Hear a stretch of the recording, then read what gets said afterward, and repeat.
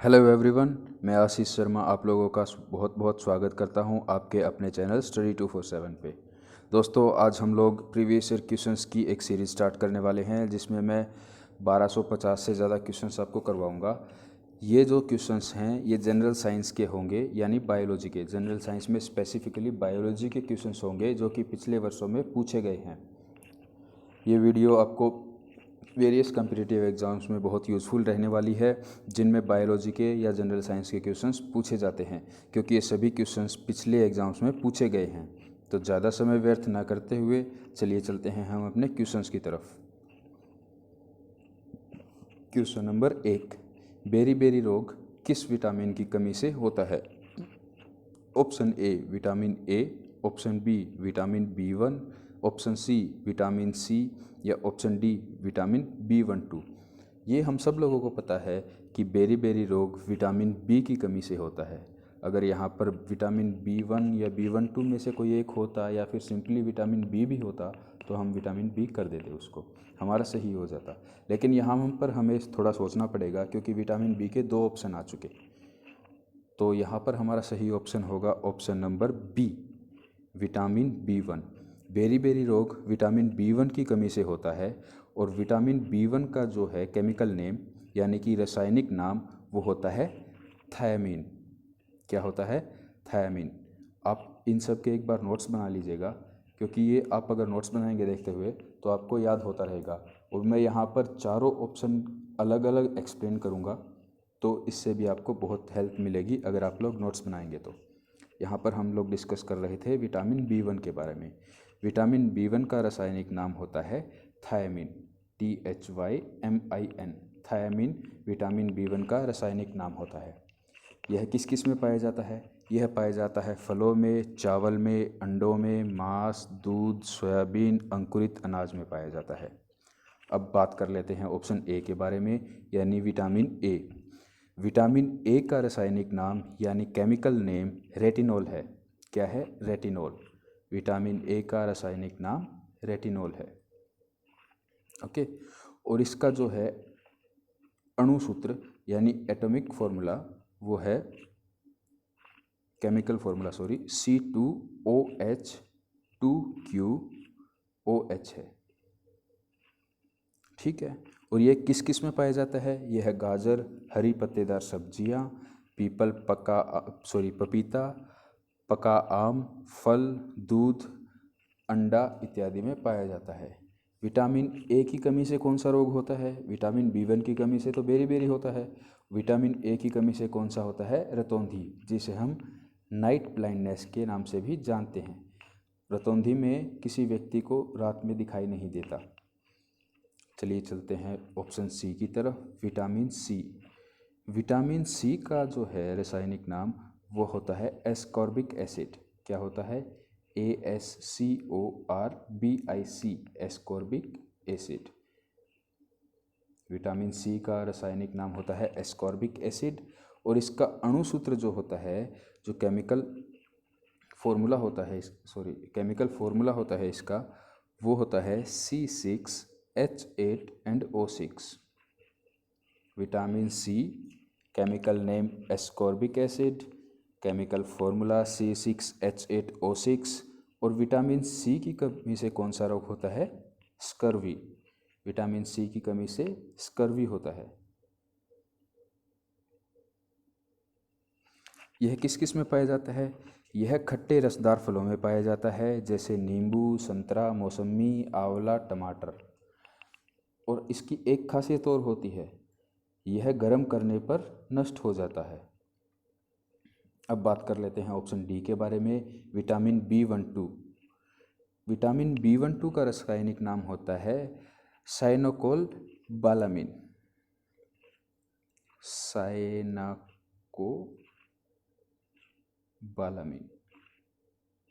बालामाइन। इसमें कौन सी धातु पाई जाती है? ये क्वेश्चन बनता है। कोबाल्ट। कोबाल्ट किस में पाया जाता है? विटामिन B12 में पाया जाता है। और विटामिन B12 क्या काम करता है हमारे शरीर के अंदर? यह RBC के निर्माण में सहायक होता है। विटामिन B12 आरबीसी के निर्माण में सहायक होता है और प्रोटीन संश्लेषण में भी सहायक होता है। यह किस में पाया जाता है? यह मांस, कलेजी, दूध इत्यादि में पाया जाता है। विटामिन B12 की कमी से कौन सा रोग होता है? विटामिन B12 की कमी से शरीर में रक्त की कमी हो जाती है। चलिए चलते हैं अगले क्वेश्चन की तरफ। क्वेश्चन नंबर 2, मेंढक में दांत होते हैं। दांतों के डिफरेंट टाइप होते हैं जो हमें ऑप्शंस में दिए गए हैं, ये भी कुछ हैं और कुछ और भी होते हैं। इनमें से कौन से टाइप के मेंढक दांत मेंढक के होते हैं? Option A homodont, option B thecodont, option C heterodont या ऑप्शन डी उपयुक्त में से कोई नहीं। यहाँ पर हमारा सही ऑप्शन होगा ऑप्शन नंबर ए होमोडोंट। होमोडोंट जो होते हैं वैसे दांत मेंढक में पाए जाते हैं। छिपकली और मेंढक दोनों के दांत एक ही प्रकार के होते हैं, इसलिए इन्हें होमोडोंट भी बोलते हैं। अब बात करते हैं थीकोडोंट की। थीकोडोंट ऐसे दांत होते हैं जो मसूड़ों में धंसे हुए होते हैं। अब ऐसे दांत किसके पाए जाते हैं? मनुष्य के दांत ऐसे होते हैं जो कि मसूड़ों में धंसे हुए होते हैं, तो थीकोडोंट तरह के दांत मनुष्य में पाए जाते हैं। हेटेरोडोंट दांतों की वो कैटेगरी है जिसमें दांत भिन्न भिन्न प्रकार के पाए जाते हैं। मतलब कुछ दांतों का काम अलग होता है, कुछ दांतों का काम अलग होता है, जैसे कि ह्यूमंस में होता है। एक ह्यूमन बॉडी में या ह्यूमन जॉ में चार तरह के दांत पाए जाते हैं। कौन से? Incisor number 1, number 2 canine, number 3 premolar और नंबर 4 मोलर। ये 4 तरह के दांत ह्यूमन बॉडी में पाए जाते हैं। चलिए चलते हैं अगले क्वेश्चन की तरफ। क्वेश्चन नंबर 3, स्टार्च से क्या संबंधित है? Option A glucose, option B fructose, option C sucrose या ऑप्शन डी ग्लैक्टोज। तो यहाँ पर हमारा सही ऑप्शन होगा option number A glucose. Starch से संबंधित ग्लूकोज है। अब ग्लूकोज का रासायनिक नाम केमिकल फॉर्मूला जो होता है वो होता है C6H12O6। ग्लूकोज का केमिकल फॉर्मूला होता है C6H12O6। अब बात करते हैं फ्रुक्टोज की। तो फ्रुक्टोज क्या होता है? फ्रुक्टोज प्राकृतिक रूप से सबसे अधिक मीठा पाया जाने वाला पदार्थ होता है। और प्राकृतिक रूप से सबसे मीठा कौन सा पदार्थ होता है? शहद होता है, यानी शहद में फ्रुक्टोज पाया जाता है। और कृत्रिम रूप से सबसे अधिक मीठा कौन सा होता है? सैकरिन। लेकिन इसमें जो होती है ऊर्जा की प्राप्ति नहीं होती। यह कहाँ काम आता है? सैकरिन जो है बर्फ़ उद्योग में काम आता है। अब बात करते हैं सुक्रोज के बारे में। फ्रुक्टोज हम बता चुके कि प्राकृतिक रूप से सबसे अधिक मीठा होता है और शहद में पाया जाता है। अब कृत्रिम रूप से सबसे अधिक मीठा होता है सैकरिन, लेकिन इससे ऊर्जा की प्राप्ति नहीं होती और यह बर्फ़ उद्योग में काम लिया जाता है। बात करते हैं सुक्रोज की। सुक्रोज जो है मोनोसैकेराइड के 2 एटम्स से डाइसैकेराइड का निर्माण करता है। ग्लूकोज और ग्लूकोज मिलकर बनाते हैं माल्टोज। ग्लूकोज और ग्लूकोज मिलकर बनाते हैं माल्टोज। ग्लूकोज और फ्रुक्टोज मिलकर बनाते हैं सुक्रोज। सुक्रोज का निर्माण किससे होता है? ग्लूकोज और फ्रुक्टोज से जो होता है सुक्रोज का निर्माण होता है। अब ग्लूकोज और ग्लैक्टोज मिलकर बनाते हैं लैक्टोज।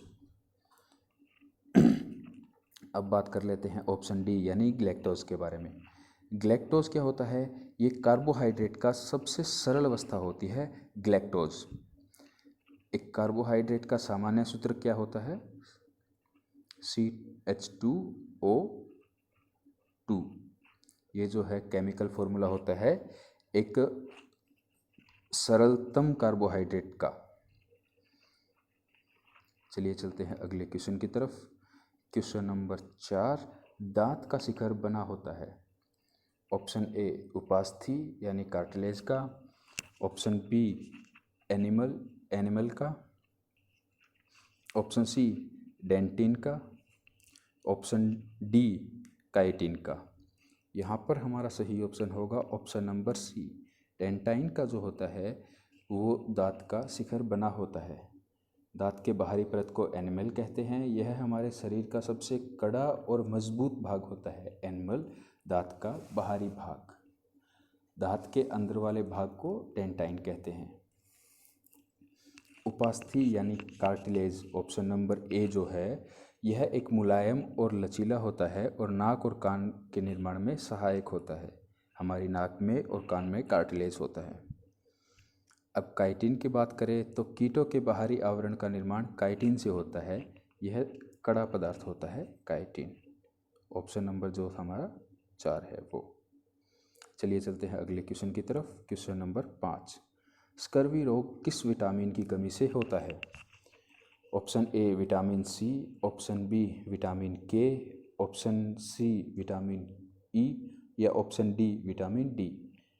पहले ही क्वेश्चन में मैं आप लोगों को बता चुका, चारों मैंने विटामिन जो थे वहाँ पर vitamin B1, B12, vitamin C, ये सब मैंने एक्सप्लेन किए थे। वहाँ पर मैंने बताया था कि स्कर्वी रोग विटामिन सी की कमी से होता है। ऑप्शन ए हमारा यहाँ पर बिल्कुल सही होगा, विटामिन सी। विटामिन सी की कमी से स्कर्वी रोग होता है और इसका केमिकल फॉर्मूला क्या होता है? C6H8O6, जो कि मैंने वहाँ भी बताया था। यहाँ पर एक बार रिवाइज कर लेते हैं। C6H8O6 जो है केमिकल फॉर्मूला होता है विटामिन सी का। विटामिन सी के प्रमुख स्रोत क्या होते हैं? खट्टे रसदार फल जैसे नींबू, संतरा, मौसमी, आंवला और टमाटर।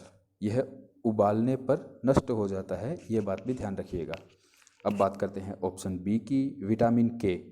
विटामिन के का रासायनिक नाम जो होता है फ्लोक्विनोन होता है। विटामिन के का रासायनिक नाम क्या होता है? फ्लोक्विनोन। देख लीजिएगा एक बार, FILOQUINON, फ्लोक्विनोन। ठीक है, यह किस में पाया जाता है? यह हरी पत्तेदार सब्जी, टमाटर, पनीर इत्यादि में पाया जाता है। और इसकी कमी से कौन सा रोग हो जाता है? विटामिन सी से तो हमें पता लग गया, क्वेश्चन में पूछा गया था कि स्कर्वी होता है। अब विटामिन के की कमी से कौन सा रोग होता है? विटामिन के की कमी से रक्त का थक्का नहीं बनता, नहीं जमता। इंग्लिश में बोलें तो ब्लड क्लॉटिंग नहीं होती विटामिन के की कमी से। अब बात करते हैं विटामिन ई के बारे में। विटामिन ई का केमिकल नेम यानी कि रासायनिक नाम होता है टोकोफेरॉल। क्या होता है? TOCOPHEROL।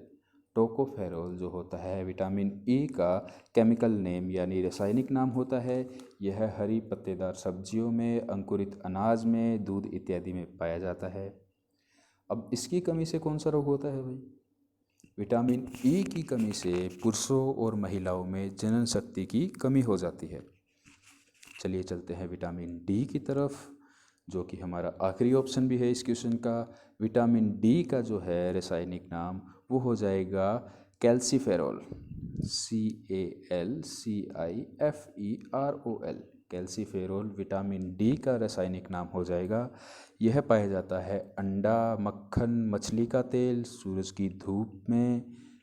ठीक है, और इसकी कमी से कौन सा रोग होता है? इसकी कमी से रिकेट्स होता है और ऑस्टियोमलेशिया होता है। ऑस्टियोमलेशिया जो होता है वो विटामिन डी की कमी से होता है। चलिए चलते हैं क्वेश्चन नंबर 6 की तरफ। पेप्सिन होता है option A hormone, option B enzyme, option C vitamin या ऑप्शन डी पोषक तत्व। यहाँ पर हमारा सही ऑप्शन होगा option number B enzyme. Pepsin जो होता है एक प्रकार का एंजाइम होता है। पेप्सिन स्टोमक के पेप्टिक सेल से स्रावित होता है जो कि पेप्सिन में बदलता है। यह प्रोटीन को पेप्टोन्स में परिवर्तित करता है। प्रोटीन को पेप्टोन में कन्वर्ट कौन करता है? पेप्सिन करता है। सभी एंजाइम प्रोटीन होते हैं, ध्यान रखिएगा। पेप्सिन एक एंजाइम है। अगर यहाँ पर एंजाइम ना होकर प्रोटीन होता तो भी हमारा आंसर वही होता, प्रोटीन, क्योंकि सभी तरह के एंजाइम जो होते हैं वो प्रोटीन होते हैं। लेकिन इसका रिवर्स जो है वो बिल्कुल भी सही नहीं होगा। सभी एंजाइम प्रोटीन ज़रूर होते हैं लेकिन सभी प्रोटीन एंजाइम नहीं होते। अब बात कर लेते हैं हार्मोन की। ऑप्शन में दिया गया है तो थोड़ा बहुत इसके बारे में भी चर्चा कर लेते हैं। हार्मोन जो होता है वो हमारे शरीर के विभिन्न भागों से स्रावित होते हैं और बॉडी के अंगों के विकास में सहायक होते हैं। विटामिन्स की अगर बात करें हम, विटामिन हमारे शरीर के बीमारियों से रक्षा करते हैं। शरीर में बीमारियों से रक्षा कौन करता है? विटामिन्स। यानी हमारी इम्यूनिटी सिस्टम को कौन बढ़ाता है? विटामिन्स बढ़ाते हैं।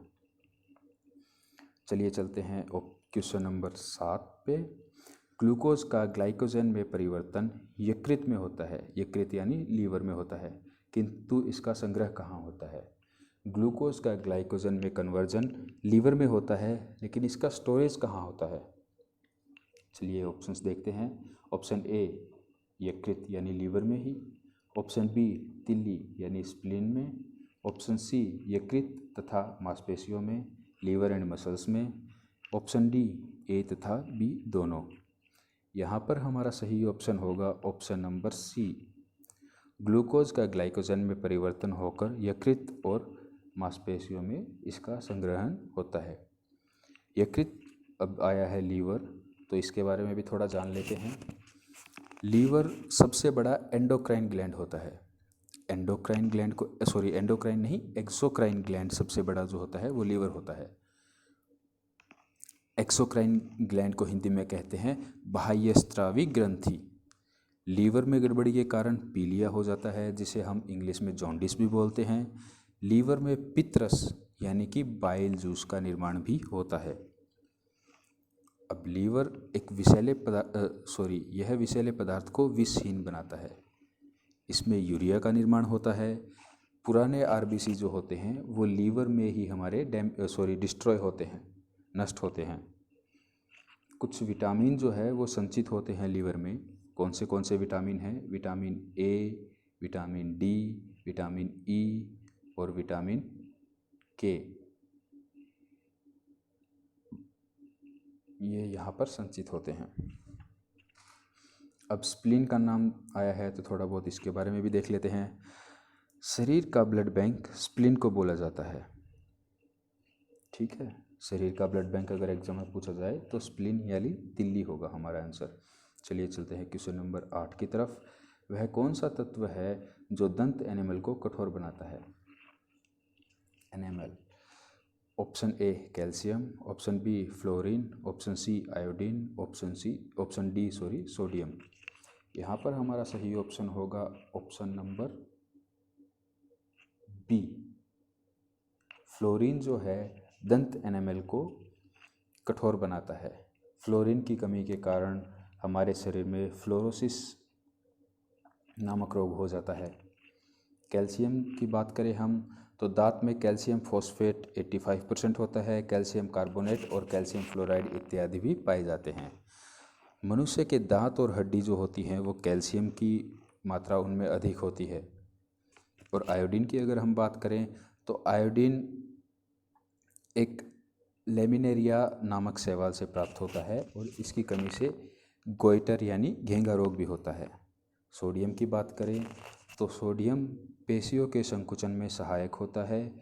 तंत्रिका तंतु में तंत्रिका आवेग का संचयन करता है। यह रक्त दाब को भी नियंत्रित करता है। सोडियम जो है रक्त दाब को भी नियंत्रित करता है। चलिए चलते हैं अगले क्वेश्चन की तरफ। Question number 9। पित्त का मुख्य कार्य है? पित्त यानी बाइल।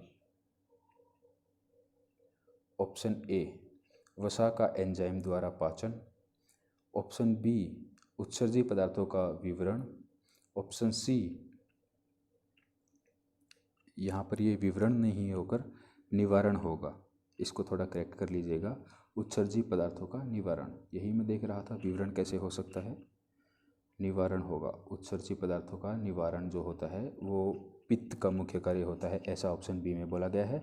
ऑप्शन सी प्रोटीन के पाचन का नियंत्रण, ऑप्शन डी पाचन तथा शोषण हेतु वसा को इमल्सन करना यानी emulsify the fat for its digestion.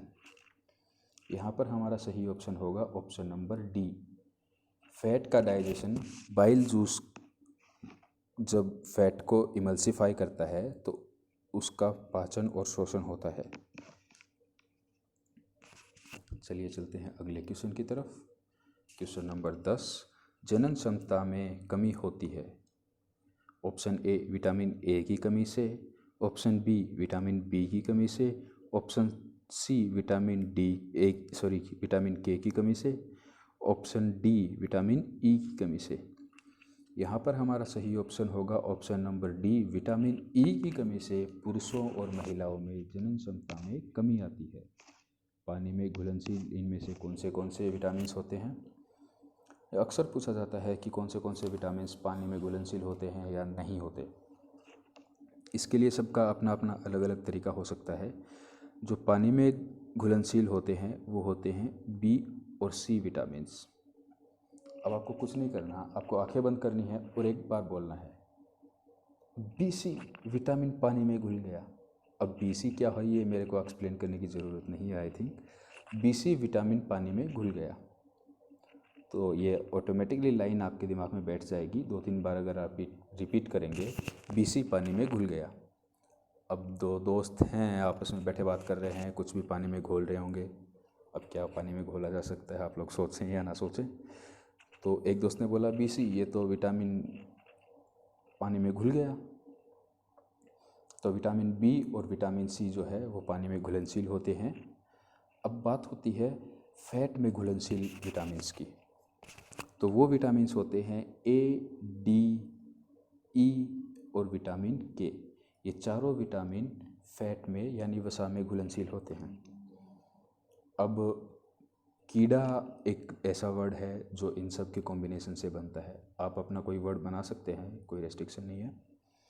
कीड़ा जब फैट में जाएगा तो वो दिखेगा नहीं, यानी वो कोई चीज़ अगर किसी में घुल जाती है तो वो दिखती नहीं।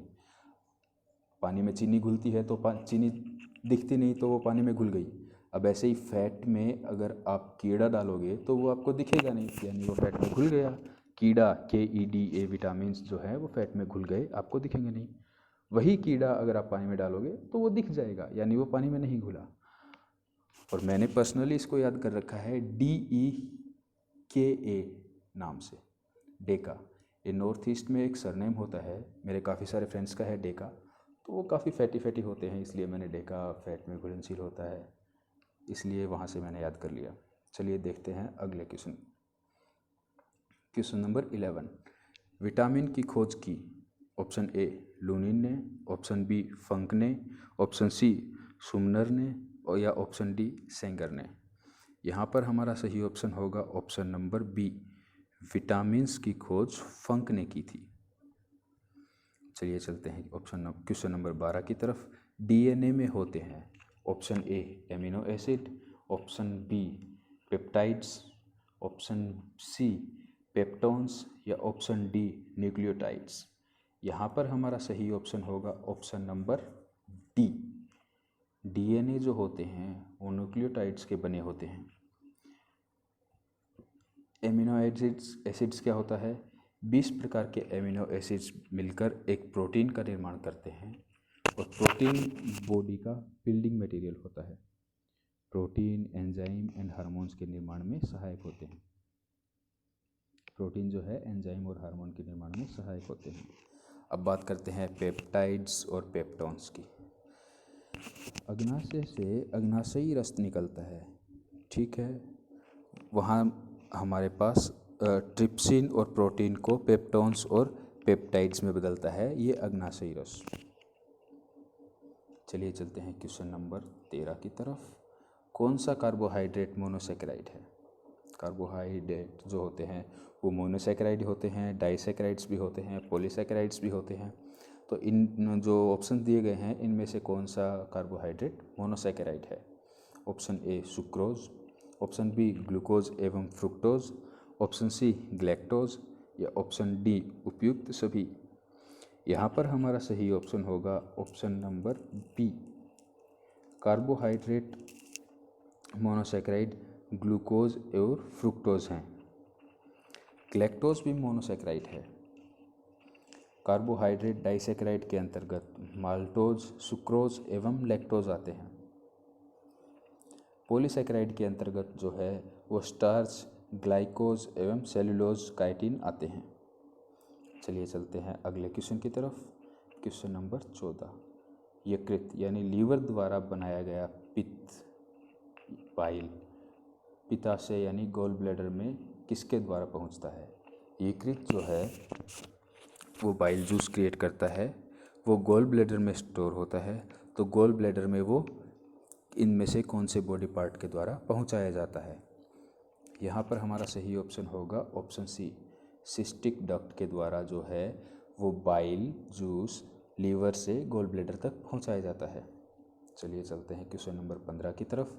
निम्नलिखित में से कौन सा डाइसैकेराइड है। बताया था मैंने थोड़ी देर पहले आपको, कार्बोहाइड्रेट मोनोसैकेराइड, डाइसैकेराइड और पॉलीसैकेराइड होते हैं। वहाँ पर मैंने ये भी बताया था कि डाइसैकेराइड कौन से होते हैं, माल्टोज, सुक्रोज और लैक्टोज होते हैं। Option A fructose, option B dextrin, option C galactose या ऑप्शन डी माल्टोज। यहाँ पर हमारा सही ऑप्शन होगा माल्टोज। और डाइसैकेराइड कौन से हैं, माल्टोज, सुक्रोज और लैक्टोज। ये तीन आपको कार्बोहाइड्रेट्स याद रखने हैं जो कि डाइसैकेराइड्स होते हैं, माल्टोज, सुक्रोज और लैक्टोज। चलिए चलते हैं क्वेश्चन नंबर 16 की तरफ। निम्नलिखित में से किसके संश्लेषण यानी सिंथेसिस के लिए कोलेस्ट्रॉल आवश्यक है। Option A insulin, option B estradiol, option C glycogen या ऑप्शन डी उपयुक्त सभी।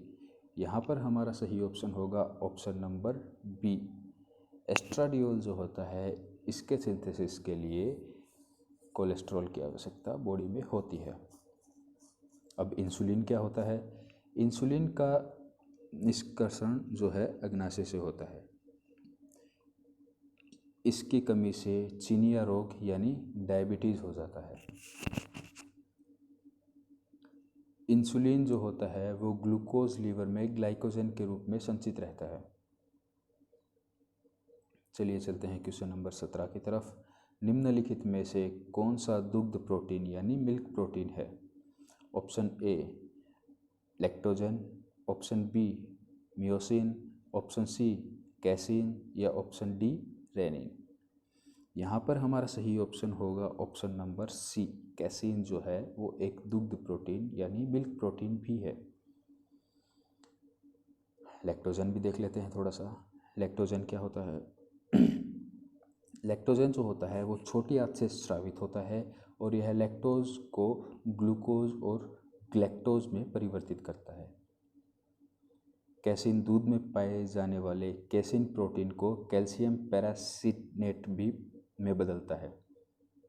अडल्ट मनुष्य में रेनिन एंजाइम की कमी होती है जिसके कारण दूध पचने में कठिनाई होती है। बच्चों में जो है रेनिन एंजाइम काफ़ी मात्रा में प्रोड्यूस होता है। तो आपने देखा होगा छोटे बच्चे 6 महीने से 1 साल की उम्र के या 1.5 साल तक भी जो वो दूध पीते हैं तो थोड़ी देर बाद उनके मुंह से दही सा कुछ निकलता है, वो डाइजेस्टेड दूध होता है जो कि रेनिन एंजाइम काफ़ी मात्रा में प्रोड्यूस होता है। तो जैसे ही बच्चे दूध कंज्यूम करते हैं तो वो डाइजेस्ट होना स्टार्ट हो जाता है। वो दूध फटता नहीं है उनके अंदर जाते ही, वो डाइजेशन प्रोसेस उसकी स्टार्ट हो जाती है। तो बैक लगने के कारण दूध जब बाहर आता है तो वो दही सा कुछ दिखता है हमें और हमें लगता है कि दूध फट गया। नहीं, ऐसा कुछ नहीं है।